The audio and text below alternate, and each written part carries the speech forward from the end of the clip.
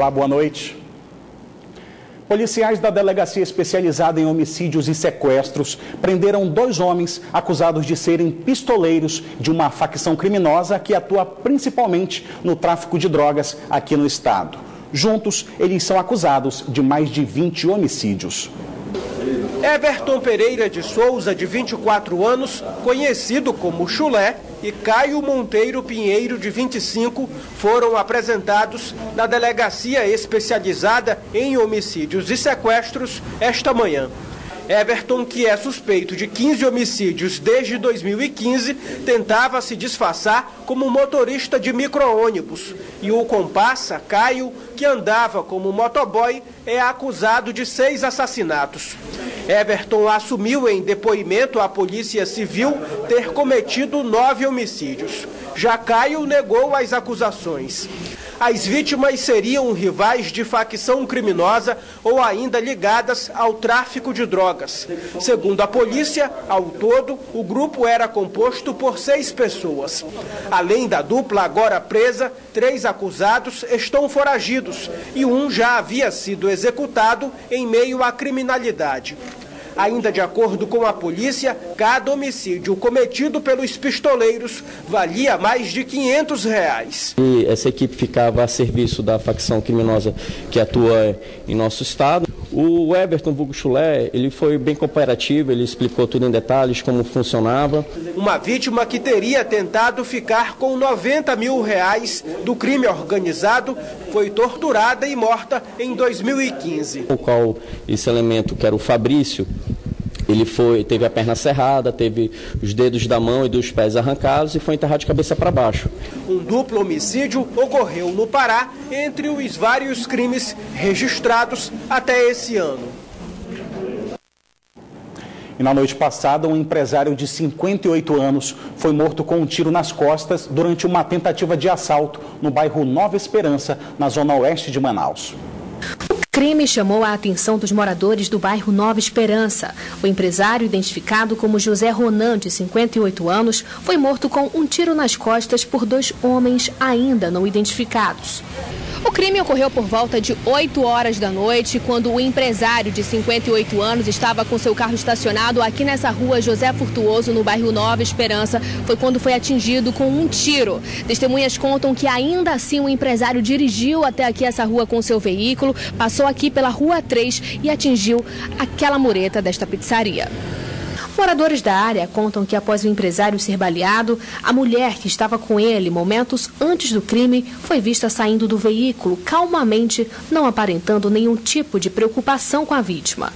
A polícia acredita em uma tentativa de latrocínio e segue com as investigações. O corpo do empresário foi velado na manhã de hoje e em seguida levado a Minas Gerais, estado de origem da vítima.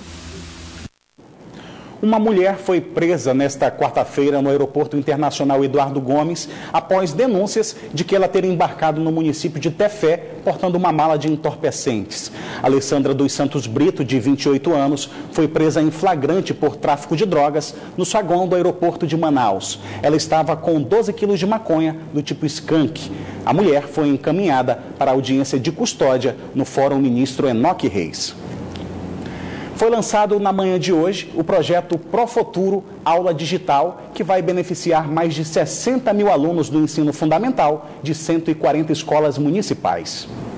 A partir de hoje, a sala de aula vai ficar mais interativa. Com o projeto Profuturo Digital, lançado na manhã desta quinta-feira no auditório da Secretaria Municipal de Educação, cerca de 60 mil alunos do 1º ao 3º ano do ensino fundamental vão receber novas metodologias de ensino e aprendizagem. O projeto, que vai aproximar as escolas com a temática de inovação educativa, foi desenvolvido na Espanha e agora chegou ao Brasil. E Manaus foi a primeira cidade a receber a iniciativa. É um projeto muito bom por várias razões. Primeiro, pelo objetivo dele em si, que é tecnologia de educação e contemporaneizar, tornar as crianças contemporâneas do tempo delas, para que se possa avançar de fato no ensino público em Manaus. E a segunda razão que eu julgo essencial é o fato de ser um projeto sem custo para a Prefeitura e, ao mesmo tempo, de muito alcance educacional e social. O Profuturo vai proporcionar aos 700 professores da rede municipal novas experiências educacionais, divididas em 3 pilares: conteúdos pedagógicos, digitais, equipamento tecnológico e acompanhamento na escola. A Secretaria de Estado de Administração Penitenciária solicitou na Justiça que o julgamento do narcotraficante João Pinto Carioca, mais conhecido como João Branco, seja realizado por meio de videoconferência. O julgamento para apurar a participação dele na morte do delegado Oscar Cardoso está marcado para o dia 5 de maio. Para a SEAP, a chegada do réu na capital pode acirrar disputas entre os criminosos da cidade. João Branco é apontado pela polícia como um dos líderes da facção criminosa Família do Norte e cumpre pena por outro processo no Presídio Federal de Catanduvas, no interior do Paraná.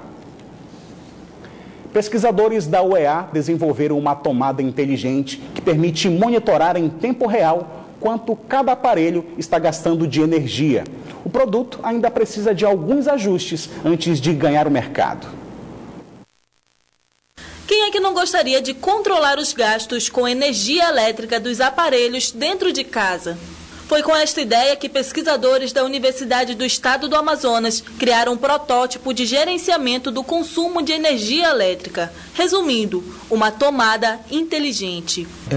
Educação, né? Gerenciamento de energia. Então, a partir do momento que a pessoa, o consumidor final, ele vai ver quanto ele está gastando em cada equipamento, então ele vai ter essa consciência de diminuir o seu gasto em determinado equipamento. A tomada tem um sistema de módulo Wi-Fi que manda dados para a rede do consumidor. E pelo aplicativo é possível monitorar o quanto gasta em cada aparelho. Esse projeto veio com a proposta para que o consumidor limite os gastos com energia e poupe dinheiro no final do mês. Apesar da tomada inteligente oferecer um serviço atrativo e útil, ela ainda precisa de alguns ajustes antes de ser comercializada. Todo o projeto da tomada inteligente, ela passará por outros testes em metro e outras avaliações que têm que ser feitas. Então, a partir, acho que ano que vem, já terá no mercado a tomada inteligente para o consumidor comprar. Essa pesquisadora diz que projetos como estes são muito valorizados na Europa. Ela escreve artigos para serem publicados lá, que consistem em reconhecimento regional. É comparado, mensurado com internacionalmente, pela Portugal, Alemanha, Espanha. Então é muito importante hoje a tecnologia ser desenvolvida dentro da nossa região. O Ministério Público Federal do Amazonas entrou com uma ação na Justiça por conta da morte de 5 indígenas ocorridas dentro do Compage durante o massacre ocorrido em janeiro deste ano. A ação requer uma indenização no valor de R$2 milhões por danos morais e coletivos, além da adesão de um projeto para identificar presos indígenas durante a triagem do sistema. A investigação do MPF concluiu que havia entre os mortos no massacre um indígena da etnia Baré, 3 da etnia Miranha e 1 sem etnia identificada. A apuração revelou ainda a existência de forte discriminação étnica contra os indígenas por parte dos demais presos. A ação tramita na 3ª Vara Federal do Amazonas. E agora vamos conferir a previsão do tempo para esta sexta-feira em Manaus e em alguns municípios do interior do estado.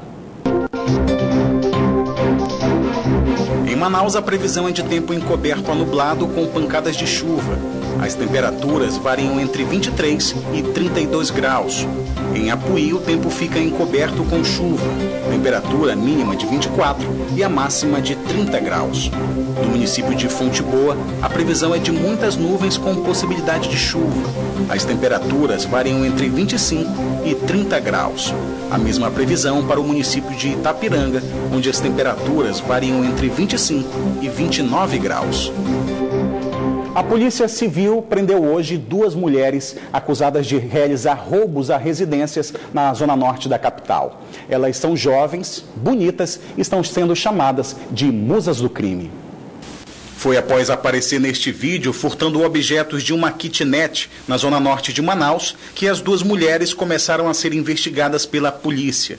Elas agem acompanhadas de um homem e saem do local após levar todos os pertences. Fabrícia Correia Fontinelli, de 24 anos, e Adria Marinho Martins, de 21, estavam com mandados de prisão em aberto e foram presas hoje.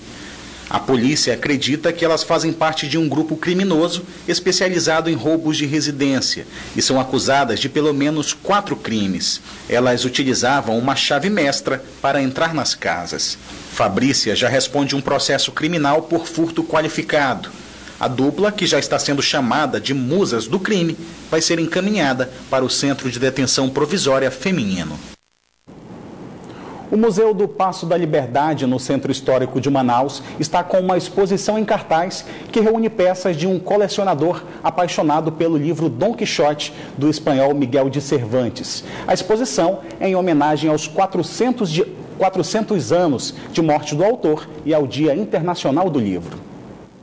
O romance Dom Quixote, considerado um dos maiores livros da literatura espanhola, foi tema de palestras e workshops realizados no Café Teatro, no centro de Manaus. A oportunidade que nós tivemos aqui de falar, sobretudo, de uma das obras clássicas mais respeitadas, mais criativas e também, eu diria assim, mais pedagógicas, porque mostra todos os sentimentos humanos e mostra o que é que move o homem.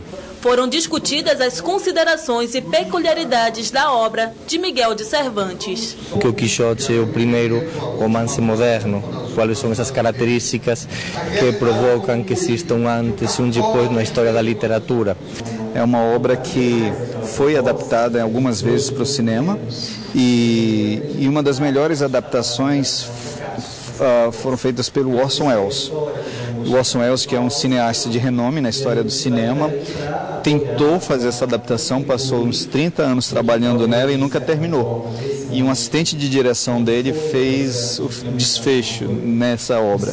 Então eu mostro como é que tem uma estrutura de sentido no texto literário e como essa estrutura de sentido é transfigurada para o texto audiovisual.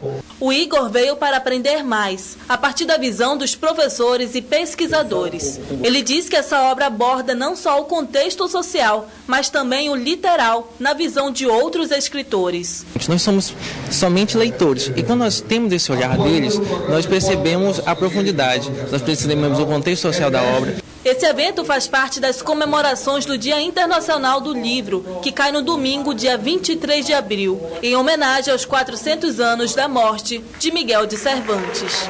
Esse dia coincide com a data do aniversário do professor José Seráfico, que vai completar 75 anos. Seráfico é colecionador de mais de 80 peças da obra Dom Quixote e é a primeira vez que ele vai expor ao público.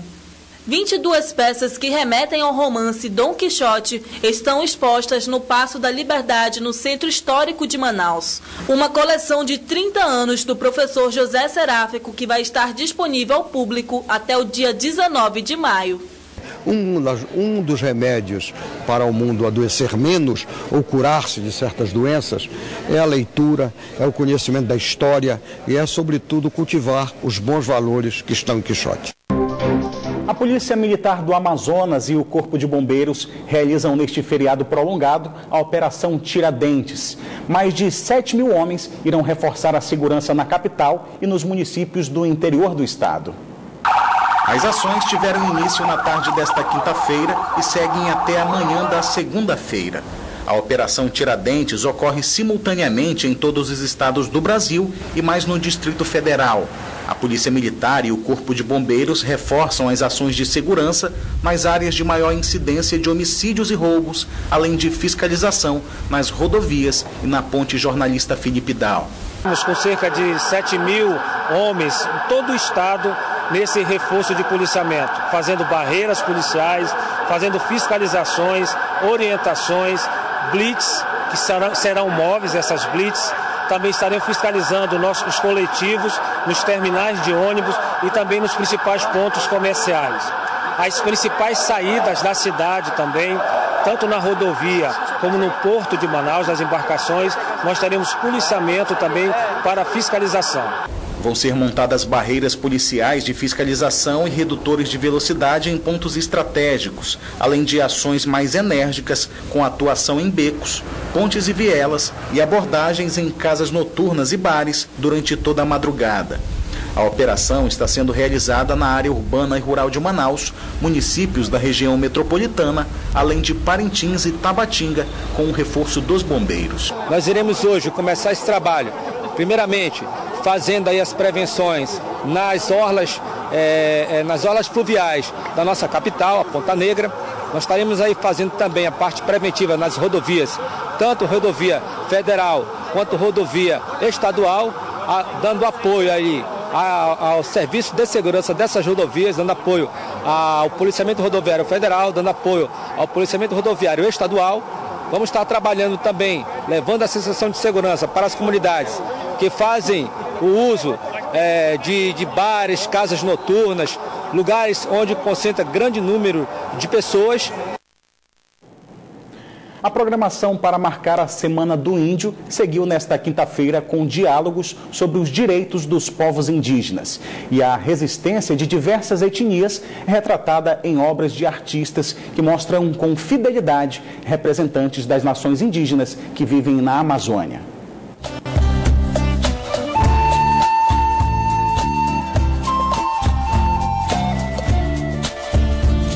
São muitas cores, talento e representatividade. Esses quadros mostram alguns momentos próprios dos povos indígenas da Amazônia. Tem, por exemplo, a mulher que faz a tecelagem com o algodão e aqueles mais novos ainda aprendendo a caçar.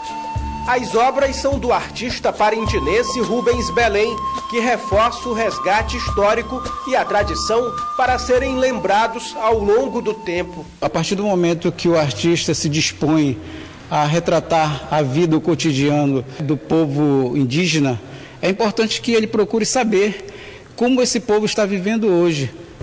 No Centro Cultural dos Povos da Amazônia, na zona sul da capital, essa exposição de esculturas em tamanho natural de indígenas de diversas etnias também impressiona pela riqueza de detalhes e realismo.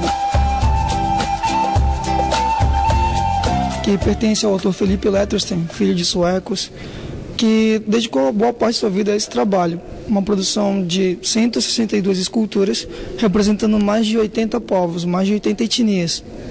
Aqui no Centro Cultural nós temos apenas 19 expostas, e elas são basicamente de fibra de vidro e argila. A família de João, que é de Piracicaba, no interior de São Paulo, se encantou com a homenagem aos índios brasileiros. É uma coisa que eu nunca vi na minha vida, né? Isso aí eu nem sabia que poderia existir. Então foi um prazer enorme. Carlos mora no interior do estado e tem descendência indígena. Para ele, a mostra é de dar orgulho. Está bem representado, bem conservado. Por isso que eu fiquei curioso em vir conhecer. A arte focada na temática indigenista também ganha as ruas de Manaus. Aqui neste viaduto, o trabalho que chama a atenção é feito a partir do grafite. É a invasão amazônica sobre o concreto, lançada no passado e que reuniu vários artistas. Raiz Campos teve muitos motivos para mostrar com fidelidade representantes dos povos indígenas. Eu tenho um maior respeito pela cultura indígena, eu fui criado em terra indígena, então eu posso dizer assim que eu tenho muito respeito pelo jeito que eles se socializam, pelo jeito que eles mantêm a sua cultura, mantêm suas tradições, mantêm até o próprio respeito comunitário que eles têm entre si para poder sobreviver dentro da floresta.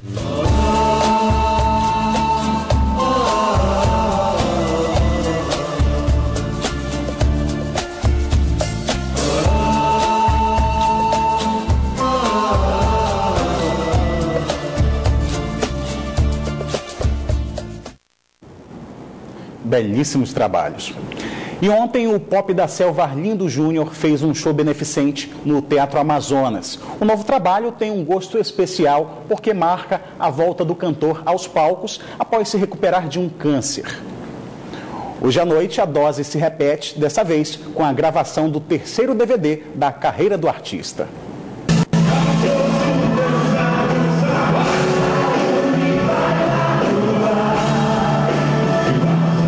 A volta aos palcos foi em grande estilo. Cerca de 3.000 pessoas lotaram a plateia e os camarotes do Teatro Amazonas. Gente que vibrou e cantou junto com o Pop da Selva.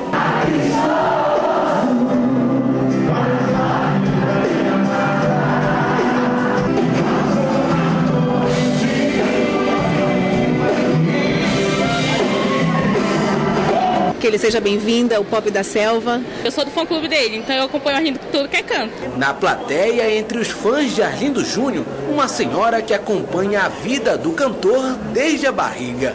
O Senhor ama muito meu filho, o Pai Celestial, e deu a saúde dele de novo para ele subir aos palcos. O show Arlindo Júnior no Teatro da Vida contou um pouco da trajetória e da vida simples e de luta do cantor. No cenário tipicamente caboclo, Arlindo Júnior interpretou grandes sucessos de Garantido e Caprichoso.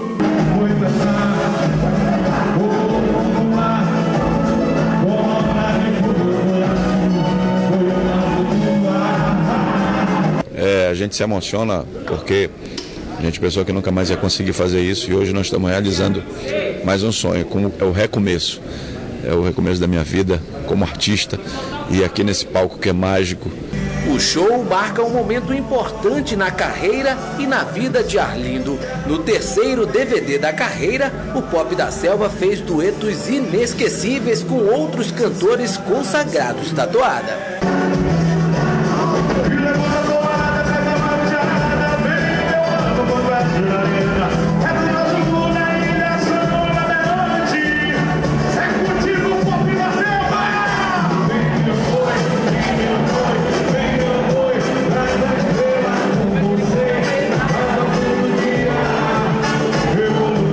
E estar aqui no DVD dele depois dessa volta simplesmente não tem preço, né? Ele faz parte da minha história. Não é só a volta do Arlindo, é a volta por cima. Além dos artistas já consagrados da toada, Arlindo Júnior convidou novos talentos da música amazonense.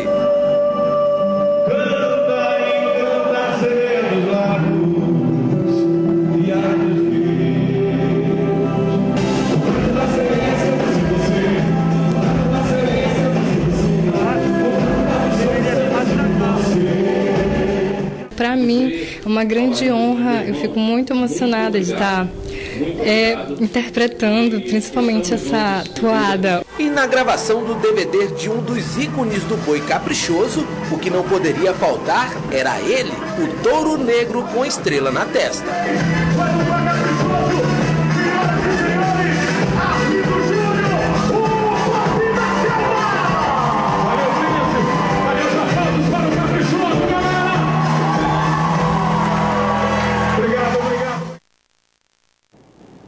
O Band Cidade fica por aqui, mas continua na internet, onde você pode acompanhar outras notícias nas redes sociais Facebook e Twitter da Band Amazonas. E para rever nossas reportagens, acesse o youtube.com/Band Amazonas e clique no link vídeos. Você também pode enviar sua sugestão de reportagem para o nosso WhatsApp. O número é o 99205-1478. Fique agora com o horário eleitoral gratuito. Em seguida tem o Jornal da Band, com as principais notícias do dia no Brasil e no mundo. Uma boa noite para você e até amanhã.